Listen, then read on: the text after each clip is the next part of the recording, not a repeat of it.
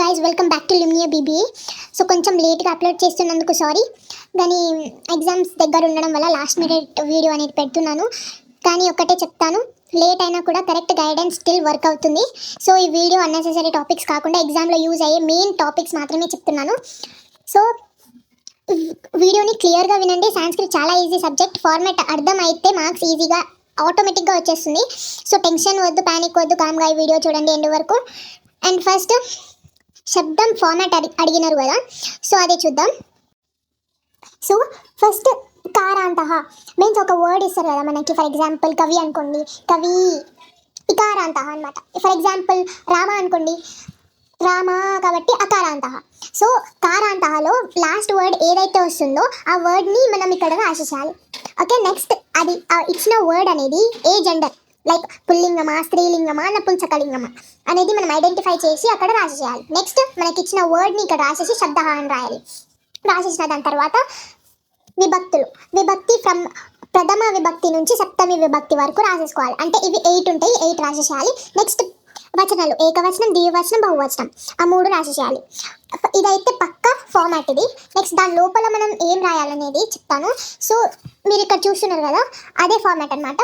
So ఈ blue పెన్తో రాసింది మాత్రం పక్క డెఫినెట్గా, ఈ బ్లూ పెన్తో రాసింది మాత్రం అన్ని వర్డ్స్కి అప్లికబుల్గా ఉంటుంది. సో అవి మాత్రం డెఫినెట్గా రాయండి. నెక్స్ట్ మిగతావి చేంజ్ అవుతూ ఉంటాయి. సో అవి కొంచెం ప్రాక్టీస్ ఉంటే మీకు పర్ఫెక్ట్గా వస్తుంది. సో ఒక శబ్దంని రాసి చూపిస్తా. కవి శబ్దం తీసుకుందాం. సో కవి కాబట్టి లాస్ట్లో ఈ అనేది వస్తుంది. సో ఇకారాంతః, ఇకారాంతః అనేది రాసుకోవాలి. సో ఇక్కడ కారాంతః అని ఉంటుంది, మనం ఈ అనేది యాడ్ చేసుకోవాలి. నెక్స్ట్ పుల్లింగ శబ్ద, కవి అనేది పుల్లింగ శబ్ద కాబట్టి పుల్లింగ శబ్దాన్ని రాసుకోవాలి. దాని తర్వాత కవి అని రాసుకొని శబ్ద అనేది రాసుకోవాలి. దాని తర్వాత ఈ ఫార్మాట్ మాత్రం సేమ్ ఉంటుంది. ప్రథమ విభక్తి, సో ప్రథమ ఓన్లీ ప్రథమ రాయకుండా ప్రథమ విభక్తి అంటే అన్నిటికీ కూడా ప్రథమ విభక్తి, సంబోధన, ప్రథమ విభక్తి, ద్వితీయ విభక్తి, చతుర్థి విభక్తి, తృతీయ విభక్తి, అట్లా అన్నిటికీ విభక్తులు రాసుకుంటూ రండి. బికాస్ కొంచెం అట్రాక్టివ్గా ఉంటుంది. సో ఏకవచనం రాద్దాం ఫస్ట్. సో కవిహి వస్తుంది. నెక్స్ట్ సంబోధన ప్రథమ విభక్తిలో అన్నిటికీ హే హే హే అనేది వస్తుంది. ఏకవచనంలో, ద్వివచనంలో, బహువచనంలో.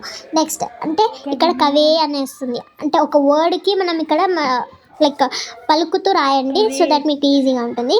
నెక్స్ట్ ద్వితీయ కవిం, నెక్స్ట్ తృతీయ కవినా, నెక్స్ట్ కవయే, కవేహి, కవేహి, కవో, ఇలా ఏకవచనం రాయాలి. నెక్స్ట్ ద్వివచనం, ఫస్ట్ వన్ కవి, హే కవి, కవి అంటే 3 ఈ వస్తుంది. నెక్స్ట్ ఈ పెన్తో రాసింది మాత్రం అన్ని వర్డ్స్కి సేమ్ ఉంటుంది. సో ఇవి మాత్రం అస్సలు మిస్ చేయకండి. కొన్ని మిస్టేక్ అయినా కూడా ఈ పెన్తో రాసింది మాత్రం సేమ్ ఉంటుంది కాబట్టి మీకు మంచి మార్క్స్ వచ్చే ఛాన్సెస్ ఉంటుంది. కవిభ్యాం, కవిభ్యాం, కవిభ్యాం, కవ్యోః, కవ్యోః. నెక్స్ట్ బహువచనం కవయాం అంటే విసర్గ వస్తుంది ఫస్ట్. హే కవ్యాం. సో ఇక్కడ అన, ఇన, ఉన. అనాకి కొన్ని వర్డ్స్కి అనహ వస్తుంది, కొన్ని వర్డ్స్కి ఇనహ వస్తుంది, కొన్ని వర్డ్స్కి ఉన్న అనే వస్తుంది. సో కవి వర్డ్కి అయితే కవినా. నెక్స్ట్ కవిభిః, కవిభ్యః, కవిభ్యః. నెక్స్ట్ ఇక్కడ నామ్, అనామ్ అనేది 2 ఉంటుంది. సో అనామ్ అనేది వర్డ్, అనామ్ అనేది కొన్ని వర్డ్స్కి మాత్రమే వస్తుంది. లైక్ పితృ వర్డ్కి వస్తుంది, మాతృ వర్డ్కి వస్తుంది, రామ వర్డ్కి వస్తుంది, వీరా వర్డ్కి వస్తుంది. ఈ వర్డ్స్కి తప్ప వేరే వర్డ్స్కి మనకి ఉన్న సిలబస్లో ఆ వర్డ్స్కి తప్ప వేరే వర్డ్స్కి దేనికి రాలేదు. సో ఇప్పుడు కవికి అయితే నామ్ అనే వస్తుంది, అనామ్ అనేవి కొన్ని వర్డ్స్కి మాత్రమే వస్తుంది. నెక్స్ట్ సు లేకపోతే షు. సు అనే వర్డ్ లాస్ట్లో సప్తమిలో సు అనే వర్డ్ ఓన్లీ రామ శబ్దంకి మాత్రమే వస్తుంది. మిగతా అన్ని శబ్దాలకైతే షు అనేది మాత్రమే వస్తుంది. సో ఇక్కడ కూడా కవి షు.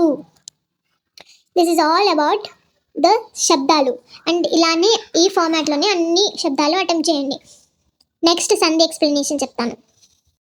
సో మనకి 3 టైప్స్ ఆఫ్ లింగాలు ఉంటాయి కదా. నపుంసక లింగం మాత్రం పర్ఫెక్ట్గా నేర్చుకోండి, ఎందుకంటే 3 ఉంటాయి. ఆ 3 నుంచి ఏదో ఒకటి పక్కా కన్ఫామ్గా వస్తుంది. సో అవి 3 పర్ఫెక్ట్ ఉండండి.